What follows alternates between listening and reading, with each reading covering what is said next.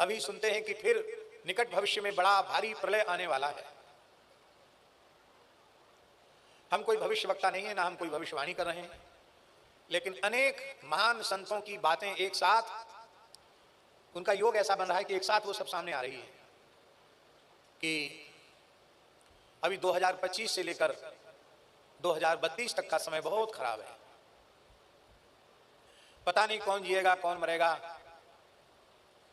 पूरे विश्व की संख्या 64-65 करोड़ रह जाएगी, जो अब 8 अरब से ऊपर है। सोना चांदी रुपया कौड़ी किसी के काम नहीं आएगा। तृतीय विश्व युद्ध लगते ही सारी बैंकों में रखी हुई संपत्ति सरकार की हो जाएगी, हो जानी भी चाहिए, क्योंकि देश पर संकट है तो देश से बड़ा कुछ थोड़ी है। बैंक के सारे खातों का लेन देन बंद हो जाएगा, सारा पैसा गवर्नमेंट का हो जाएगा, देश की सुरक्षा में, देश की सेवा में धन लगेगा।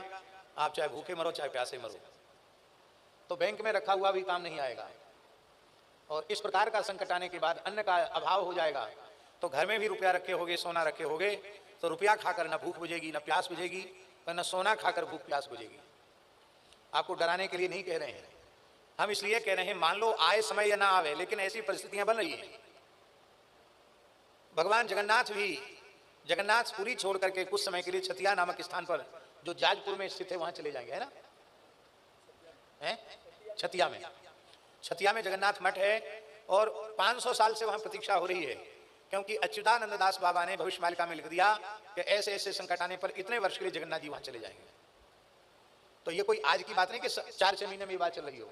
छतिया में जगन्नाथ जी आएंगे तो सैकड़ों वर्षों से लोग कह रहे हैं। आने वाला समय तृतीय विश्व युद्ध के बाद सनातन धर्म के हित में होगा, पूरे विश्व में सनातन धर्म का ही साम्राज्य होगा। अब ताली तो बजा रहे हो, इतनी ईमानदारी से भजन में लग जाओ कि बस अब कब मौत आ जाए पता नहीं। तो इतना भजन करो कि हर समय तैयार रहो, और जो भगवत स्मरण करेंगे वे ही बचेंगे। जे राखे रघुवीर ते उबरे काल महू। यदि बचकर अच्छा समय देखना चाहते हो तो खूब तेजी से भजन में लग जाओ। सत्य, सदाचार, अहिंसा, ब्रह्मचर्य, अपरिग्रह इत्यादि जो धर्म के नियम हैं, उनका अपनी अपनी मर्यादा के अनुसार यथासाध्य उनका पालन करो। उसी से भगवान कृपा करेंगे, उसी से सुरक्षा होगी।